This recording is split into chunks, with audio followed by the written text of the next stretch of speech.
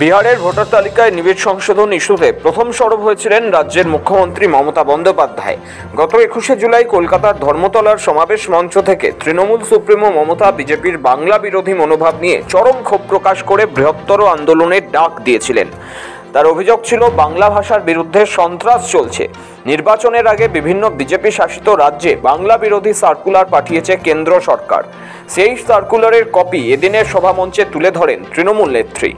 আগের বার বিদ্যাসাগরের মূর্তি ভেঙেছিল, আর এবার ইলেকশনের আগে এই দেখুন প্রথম সার্কুলার গভর্নমেন্ট অফ ইন্ডিয়ার। এটা আমাদের রাজ্যে পাঠায়নি, বিজেপি রাজ্যগুলোকে পাঠিয়েছে যে 101 মাসের জন্য যাকেই সন্দেহ হবে 1 মাস জেলে আটকে রাখতে পারবে, ডিটেনশন ক্যাম্প করে এবং হোল্ডিং ক্যাম্প করে।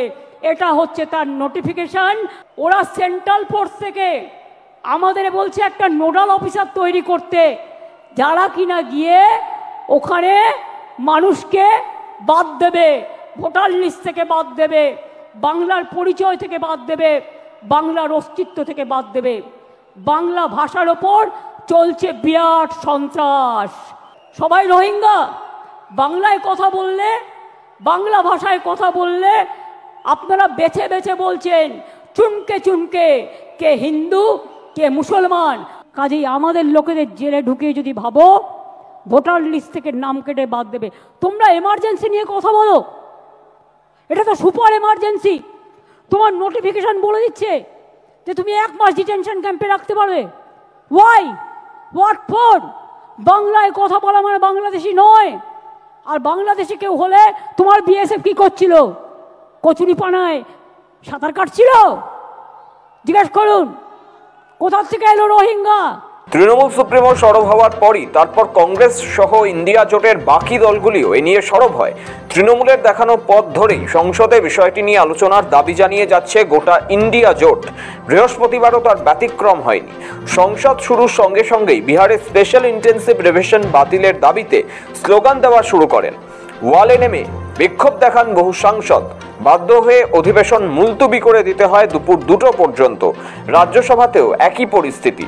এরপর সংসদের বাইরেও সম্মিলিত ইন্ডিয়া জোট এই ইস্যুতে বিক্ষোভ দেখানো শুরু করেন। কংগ্রেস, তৃণমূল, আরজেডি, ডিএমকে সহ ইন্ডিয়া জোটের সব শরিক ওই বিক্ষোভে সামিল হয়। যোগ দেন কংগ্রেস সংসদীয় দলের নেত্রী সোনিয়া গান্ধীও। সেখানেও বিহারের ভোটার তালিকার সংশোধন নিয়ে স্লোগান দেন বিরোধীরা। তৃণমূল বলছে স্পেশাল ইন্টেন্সিভ রিভিশন হচ্ছে এক রাজনৈতিক চক্রান্ত। এর মাধ্যমে বিরোধী ভোটারদের তালিকা থেকে বাদ দেওয়ার চেষ্টা করছে সরকার। বিজেপি শুধু বাংলা বিরোধী নয়, গণতন্ত্র বিরোধীও।